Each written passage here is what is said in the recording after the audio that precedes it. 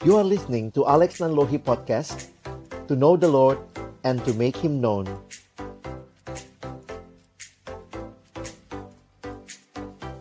Datang dalam ucapan syukur pagi hari ini. Tuhan, terima kasih untuk hari perhentian yang Kau berikan bagi kami.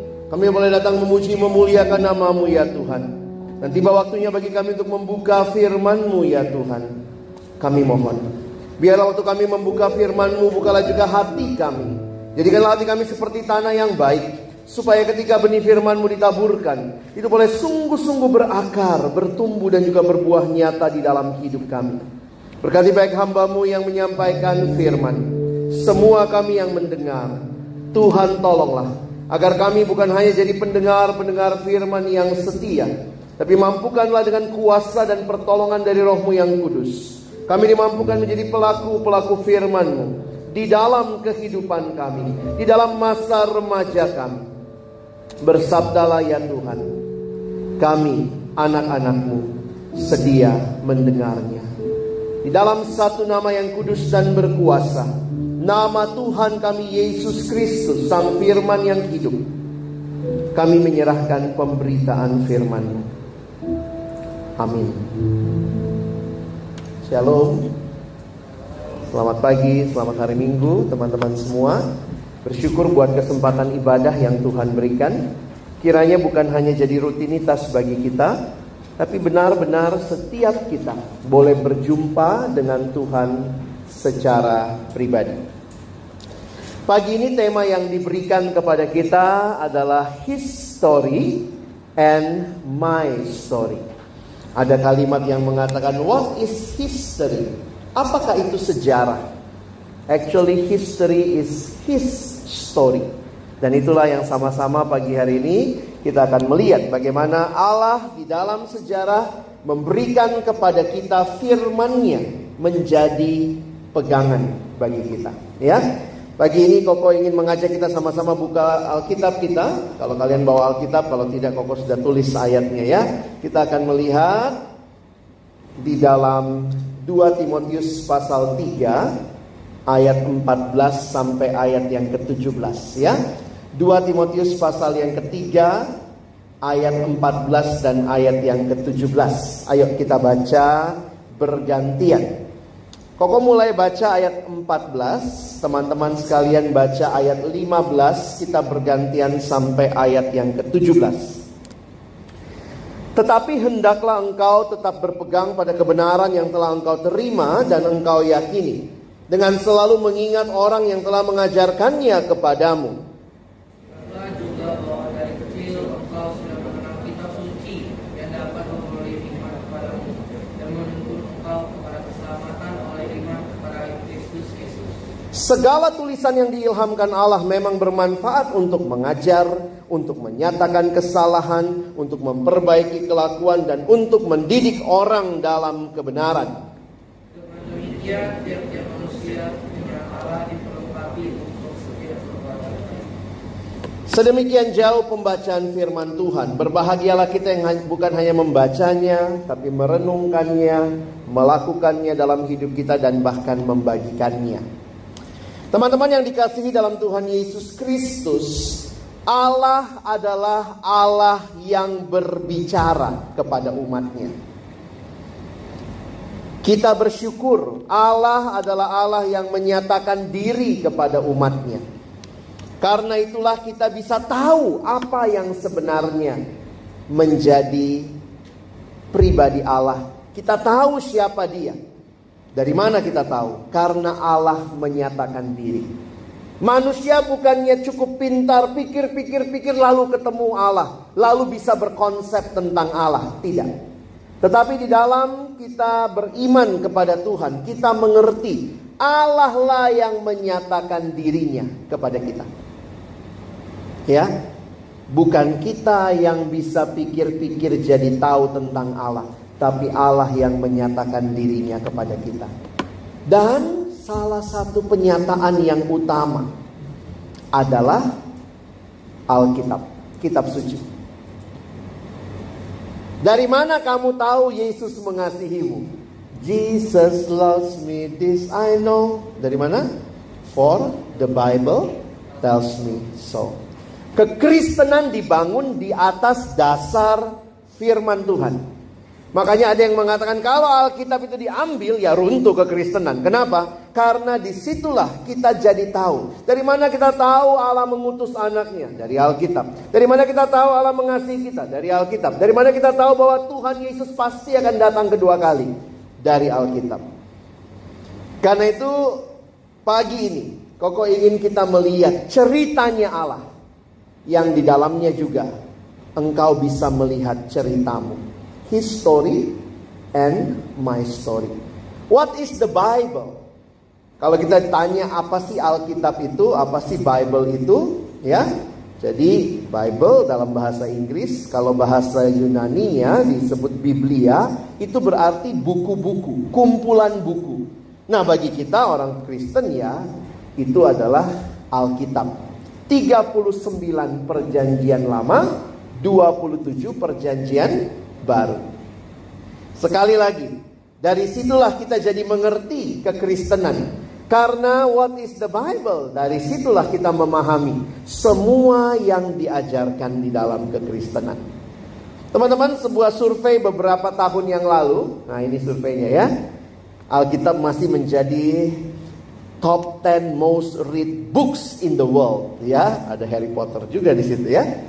Saya nggak tahu kalian melihatnya bagaimana. Tapi apakah survei ini masih begini sekarang ya? Mungkin kalau ditanya, Alkitab tetap jadi buku yang paling banyak dibaca, karena kalau hari Minggu ya kita baca Alkitab gitu ya. Banyak orang masih ke gereja. Tapi kita perlu punya pemahaman yang lebih dalam tentang apa sebenarnya Alkitab ini dan bagaimana kegunaannya di dalam kehidupan kita. Karena itu Koko menuliskan dalam bagian selanjutnya ya. Kita perlu untuk memiliki pemahaman yang benar tentang Alkitab. Ingat, Alkitab bukan hanya sebuah buku kuno yang membosankan, tetapi Alkitab sebenarnya menarik karena menceritakan karya Allah kepada manusia. Di dalam Alkitab mengajarkan kepada kita siapa Allah, siapa kita sebagai manusia, dan bagaimana kita bisa hidup sesuai kehendaknya. Oleh karena itu, sebagai remaja yang ingin mengenal Tuhan lebih dalam, mari kita mulai membaca dan memahami Alkitab. Sebenarnya ini bukan hal baru ya. Dari sekolah minggu, kalau kalian ikut sekolah minggu, kita udah belajar bagaimana bertumbuh adik-adik. Baca kitab suci, doa tiap hari kalau mau tumbuh. Tapi kan realitanya ya mungkin sulit ya. Ada yang berkata, Koko, masalah saya bukan baca kitab suci, bukan doa. Kenapa? Saya pernah berdoa, saya pernah baca kitab suci. Masalah saya adalah baca kitab suci, doa, masalah saya tiap harinya kok. Jadi itu jadi pergumulan banyak orang yang bahkan mengaku dirinya Kristen. Nah, hari ini Koko sedikit mau ngajak kita melihat apa sebenarnya Alkitab. Alkitab adalah penyataan ya. Alkitab itu adalah penyataan, wahyu. Kalau kalian mendengar istilah wahyu dalam bahasa Yunani, sebenarnya penyataan itu begini. Sesuatu yang tadinya tersembunyi lalu disingkapkan, itu namanya penyataan. Beda ya, bukan pernyataan. Pernyataan itu statement. Tapi ini adalah penyataan. Revelation atau bahasa Indonesia pakai istilah wahyu. Kita memang kalau dengar istilah wahyu tuh langsung bayangannya serem, mistis ya. Tapi ketika Alkitab berbicara ini adalah wahyu Allah, ini adalah penyataan Allah. Allah yang menyatakan dirinya kepada kita. Teman-teman, kalau Koko tanya misalnya begini ya, ada yang tahu ada apa di kantong saya sebelah kiri? Handphone. Ini handphone aja nih. Kalian bisa nebak-nebak ya. Tapi kalian baru tahu itu apa kalau Koko menyatakannya. Sorry ya, saya masih orang lama bawa satu. Ini yang namanya saya menyatakan. Kamu tahu karena saya menyatakan. Alkitab adalah penyataan diri Allah. Allah menyatakan dirinya, karyanya kepada manusia. Jadi sekali lagi yang tadi Koko bilang di awal, bukannya manusia cukup pintar pikir lalu kemudian oh ini Allah. Allah adalah ini segala macam dijelaskan secara teologis. Tidak. Kekristenan berkata kita kenal Allah karena Allah yang memperkenalkan dirinya. Di mana itu? Di dalam kitab suci. Jadi kalau ditanya apa itu Alkitab? Alkitab adalah penyataan diri Allah. Ini bukan sekadar buku kuno. Allah menyatakan diri. Jadi kalau kamu baca Alkitab, harusnya kamu makin kenal siapa? Makin kenal Allah yang menyatakan dirinya. Nah, saya kutip kalimat pendeta John Stott. Menarik ya, dia mengatakan begini. Sorry sebentar ya, ikutin saya nanti. Kalau saya next baru next ya. Jika Alkitab adalah penyataan Tuhan tentang dirinya, pribadinya, perjanjiannya, perintahnya, jelaslah bahwa melalaikan Alkitab berarti mengabaikan Tuhan. Ya dong. Kalau itu penyataan diri Tuhan, kamu gak mau itu, ya kamu berarti gak mau kenal Tuhan. Hanya jikalau pikiran kita menyelam dalam firman-Nya, kita dapat mengenalnya dan pikiran kita dapat dibentuk sesuai pikirannya. Wah, saya waktu baca ini jadi kaget juga ya. Benar juga ya. Kalau Alkitab itu penyataan diri Allah, mengabaikan Alkitab berarti yang saya abaikan bukan cuma buku itu, tapi saya mengabaikan Allah yang sedang memperkenalkan dirinya kepada saya. Dan karena Alkitab adalah penyataan diri Allah, maka yang kedua yang harus kita ingat, Alkitab punya otoritas. Bagaimana kita hidup? Kita harusnya mengikuti apa yang dikatakan di dalam Alkitab. Apa itu otoritas? Otoritas adalah sebuah kuasa. Atau kalau saya tulis di sini, jika Alkitab adalah kata-kata dari Allah, ia berotoritas, dia berkuasa atas manusia. Jadi firman Allah menyandang otoritas Allah. Atas alasan keberadaannya lah kita harus mempercayai yang dikatakannya. Jadi misalnya nih ya, kalau Koko ini raja, apa yang saya ucapkan itu punya otoritas karena saya raja. Penggal ini misalnya ya, kalau di masa lalu penggal atau mungkin kasih hadiah sama dia, maka kata-kata saya punya otoritas. Kalau Alkitab adalah firman Allah, perkataan Allah, maka ingatlah dia punya otoritas di dalam hidup kita. Karena itu teman-teman yang dikasihi Tuhan, perhatikan. Kita perlu menyadari bahwa Alkitab masih relevan dan punya kuasa dalam hidup kita sehari-hari. Setiap teks Alkitab memiliki nilai dan pesan yang dapat kita aplikasikan dalam hidup kita sehari-hari. Sekali lagi jangan pikir ini buku kuno begitu ya. Ketika kita membaca Alkitab dengan hati yang terbuka, kita akan merasakan kehadiran Allah dalam hidup kita. Dan kita dapat menemukan jalan yang benar untuk menghadapi setiap tantangan yang kita hadapi. Salah satu yang Koko senang itu kalau baca Mazmur 119. Bacalah Mazmur 119. Banyak sekali gambaran yang diberikan tentang apa itu firman Tuhan.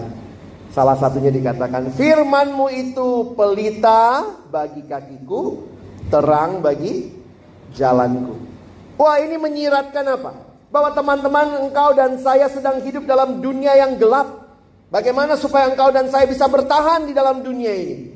Ingatlah, firman-Mu itu pelita bagi kakiku, terang bagi jalanku. Orang yang dituntun oleh firman Tuhan akan terus menikmati perjalanan yang diterangi oleh cahaya firman Tuhan.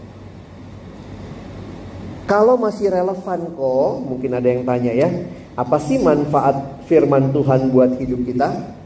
Apa manfaat firman Tuhan buat hidup kita? Itulah ayat yang kita baca tadi. 2 Timotius 3 ayat 16 secara khusus. Segala tulisan yang diilhamkan Allah memang bermanfaat untuk, pertama, mengajar. Yang kedua, menyatakan kesalahan. Yang ketiga, memperbaiki kelakuan. Yang keempat, mendidik orang dalam kebenaran. Mau hidup benar? Ya baca Alkitab. Mau tahu apakah ini yang terjadi dengan hidupmu benar apa salah? Ya baca Alkitab, karena itu adalah otoritas patokan kita.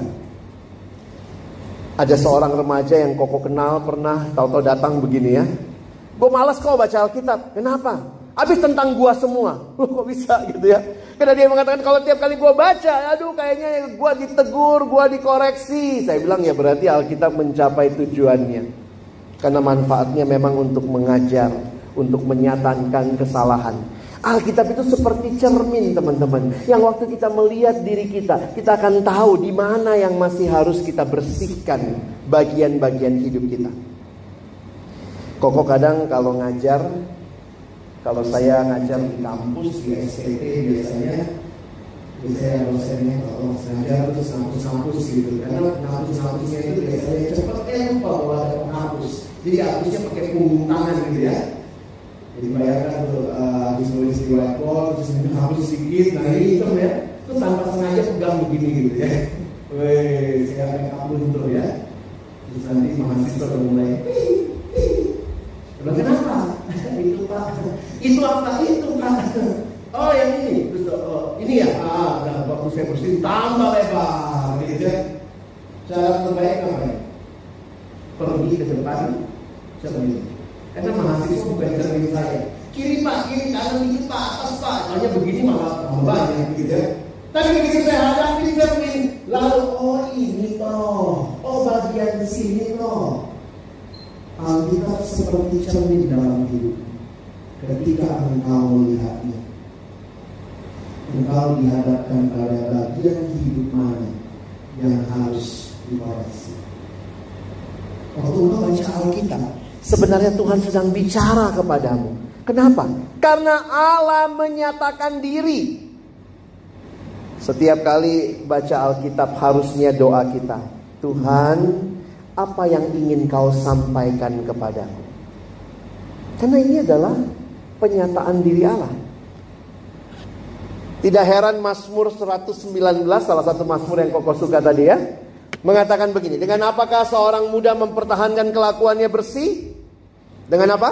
Dengan menjaganya sesuai dengan firman-Mu. Seorang penginjil besar abad yang lalu, namanya D.L. Moody, dia mengatakan kalimat, the Bible will keep you from sin, or sin will keep you from the Bible.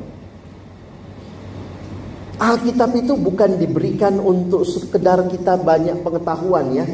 Baca Alkitab itu bukan cuma buat cerdas cermat Alkitab. Ada orang yang begitu ya, baca Alkitab dia jadi tahu, wah banyak banget informasi. Saya tahu Yesus lahir di mana, saya tahu siapa nama ibu Yesus, saya tahu siapa saudara Yesus. Betul, kita menikmati itu, tetapi kalimat ini juga penting. The Bible was not given for our information only, but for our transformation. Apakah waktu engkau membaca, merenungkan firman Tuhan, engkau makin diubahkan serupa dengan Kristus? Itu tujuan Alkitab diberikan. Bukan supaya engkau punya banyak pengetahuan. Kalau semua kamu tahu, nilai agamamu di sekolah bisa 100. Tapi kalau hidupmu tidak berubah, actually you miss the point of reading the Bible. Alkitab tidak dimaksudkan untuk sekadar menambah pengetahuan kita, tetapi untuk mengubah hidup kita. Karena itu pendeta John Stott katakan kalimat begini ya, kira-kira bahasa Indonesianya, izinkanlah Alkitab itu mengobrak-abrik hidupmu, mengusik kenyamananmu. Karena kalau benar itu adalah firman dari Allah yang hidup, maka setiap kita yang berhadapan dengan Dia, mau tidak mau, akan mengalami perubahan. Ini kalimatnya dalam bahasa Inggris ya. We must allow the word of God to confront us, to disturb our security, to undermine our complacency, and to overthrow our pattern of thought and behavior. Harusnya firman Tuhan itu membawa perubahan dalam hidup kita. Karena itu sebagai refleksi pagi ini, Koko ingin kita sama-sama berpikir ya. Mari ambil komitmen. Ini bukan cuma diingatkan satu kali, tapi berkali-kali. Di Alkitab nanti kalian cek ya, berapa kali kata ingatlah. Tuhan tahu ya, manusia ini pelupa. Baru diingetin minggu lalu, lupa lagi gitu ya. Nanti boleh cek berapa kali di dalam Alkitab dikatakan ingatlah, ingatlah, ingatlah. Mari ambil komitmen untuk mulai membaca Alkitab setiap hari. Tidak ada cara yang lebih baik untuk memahami firman Allah selain dengan membacanya secara rutin. Ada satu anak remaja, dia sudah mulai saat teduh, pagi-pagi bangun baca Alkitab. Lalu satu waktu dia bilang gini, kok gue lagi malas kok. Kenapa? Gue baca Alkitab tapi gue gak dapet apa-apa. Terus gimana dong? Terus Koko tanya, terus apa yang kamu lakukan? Ya saya berhenti baca Alkitab. Hah? Kalau kamu baca saja gak dapat apa-apa, apalagi berhenti, lebih gak dapat apa-apa ya. Jadi nasihat Koko gimana? Saya bilang kalau kamu merasa tidak dapat apa-apa, nasihat saya terus baca. Terus baca. Yakinilah bahwa Tuhan engkau berbicara. Seringkali masalahnya bukan Tuhan gak ngomong, kita yang gak mau dengar. Kita yang mungkin sibuk dengan pikiran kita. Baca Alkitab saat teduh terburu-buru. Ada orang yang saat teduhnya gitu ya, yang penting dia baca hitam-hitamnya yang paling bawah. Alkitabnya gak dibuka, firman Tuhan tidak dibaca. Bagi adik-adik, teman-teman remaja di sini, kiranya nasihat untuk menjadikan Alkitab sebagai pegangan hidupmu, bukan basa-basi, ya. Ini ada tips kalau kalian mau merancangkan punya waktu pribadi dalam saat teduhmu ya. Yang sudah lakukan puji Tuhan.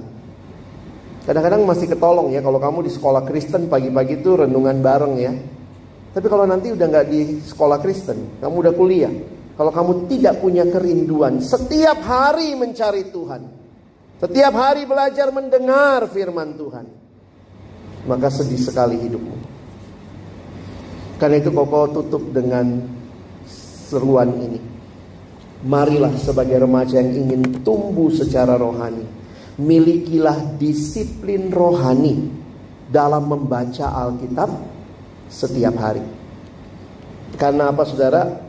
Dengan kita membaca Alkitab dengan teratur, kita dapat menemukan jalan yang benar dalam hidup dan mendapat kekuatan menghadapi setiap rintangan. Kuasanya ada karena dia adalah penyataan diri Allah. Teman-teman, Koko ingat satu cerita yang saya akan pakai sebagai penutup khotbah ini. Sebuah cerita tentang seorang pemuda di Amerika. Ini kisah nyata. Jadi ada seorang bernama Bapak George, kalau saya tidak salah ingat namanya. Dia adalah seorang yang mencoba mencari cerita-cerita tentang orang dan Alkitab. Jadi dia keliling dunia, dia cari cerita-cerita tentang bagaimana interaksi orang dan Alkitab. Nah, dalam bukunya, salah satu yang berkesan adalah cerita tentang seorang pemuda di Amerika. Pemuda ini, dia baru bertobat, kira-kira usia 18 tahun. Dan waktu dia bertobat, salah satu yang terjadi adalah dia rindu membaca Alkitab. Lalu apa yang terjadi teman-teman?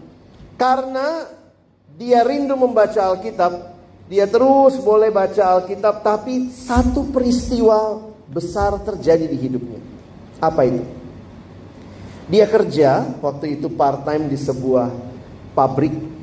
Lalu ternyata terjadi ledakan yang besar. Terjadi ledakan yang besar sekali, dan pada waktu itu pemuda ini mengalami cacat tubuh. Kedua matanya buta, dan kedua tangannya harus diamputasi karena luka bakar yang sangat-sangat mengerikan. Dia yang paling dekat dengan sumber ledakan. Mata buta, dua tangan diamputasi. Waktu ditanya sama dia, apa kesedihan terbesarmu? Lalu dia katakan, yang saya paling sedih karena saya tidak bisa lagi baca Alkitab. Lalu kemudian pria ini terus berusaha. Kalau minta orang bacain Alkitab kan susah juga ya. Sampai satu waktu dia dengar dia dengar bahwa di Perancis ada seorang perempuan yang nampaknya mengalami hal yang sama dengan dia. Akhirnya membeli Alkitab hurufnya orang buta, huruf Braille itu ya. Dan perempuan ini berhasil membaca Alkitab karena dia nggak punya mata, tangannya juga nggak ada. Dia baca Alkitab pakai bibirnya. Nah, pria ini kemudian punya harapan. Waktu dengar ada perempuan baca Alkitab pakai bibirnya, maka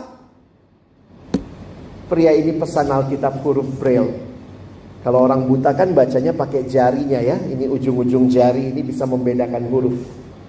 Tapi apa yang terjadi? Ketika Alkitab itu datang, wah, pria ini senang sekali. Dia mulai coba baca. Dia coba tempelkan bibirnya. Waktu dia tempelin bibirnya, ternyata bibirnya, saraf-sarafnya juga sudah putus. Dia coba lagi, tidak bisa. Syaraf bibirnya juga termasuk sudah putus karena ledakan yang terjadi. Dalam keputusasaannya dia coba terus, gimana caranya saya mau baca Alkitab. Sampai akhirnya tanpa sengaja lidahnya terjulur. Dan waktu lidahnya terjulur, dia sadar ujung lidahnya masih bisa membedakan. Teman-teman tahu apa yang terjadi? Mulai hari itu, pria itu baca Alkitab pakai lidahnya. Ketika penulis buku itu, saya baru ingat namanya Robert Summer. Bapak Robert Summer ini menuliskan The Wonder of the Word of God, keajaiban firman Tuhan. Dia cari cerita-cerita di seluruh dunia tentang orang-orang dan Alkitab. Dan ini salah satu cerita yang masuk, seorang pemuda yang baca Alkitab pakai lidahnya. Ketika Bapak Robert Summer ketemu sama cowok ini, pria ini, kalian tahu? Pria ini telah membaca Alkitab dengan lidahnya 3 kali habis. Dari Kejadian sampai Wahyu. Waktu Koko dengar cerita ini, saya pikir, Tuhan, mata masih ada. Saya pun gak usah baca pakai huruf Braille itu ya. Tapi pertanyaannya, kita serius gak dengan firman Tuhan yang kita jadikan pegangan bagi hidup kita? Hari ini, biarlah kita makin menghargai firman Tuhan yang diberikan pada kita. Mari mulai sisihkan waktu. Saya rindu membaca merenungkan firman-Mu. Saya rindu makin kenal Engkau Tuhan. Firman-Mu berkuasa, firman-Mu hidup, dan saya membutuhkan tuntunan dalam langkah-langkah hidup saya. Jangan tunggu harus baca Alkitab pakai huruf Braille. Jangan tunggu harus baca Alkitab pakai bibir. Jangan tunggu harus pakai lidah. Apa yang Tuhan berikan supaya engkau bertumbuh di dalam Dia. Mari berdoa. Tuhan, terima kasih untuk firman-Mu pagi ini. Biarlah kami mengalami dalam hidup kami yang masih muda ini, benar-benar hidup bagi Tuhan. Benar-benar hidup menjadikan firman-Mu itu pelita bagi kaki kami, terang bagi jalan kami. Kami mohon kiranya kami bukan hanya jadi pendengar-pendengar firman yang setia. Mampukan kami jadi pelaku-pelaku firman-Mu. Kami bersyukur, dalam nama Yesus kami berdoa. Amin.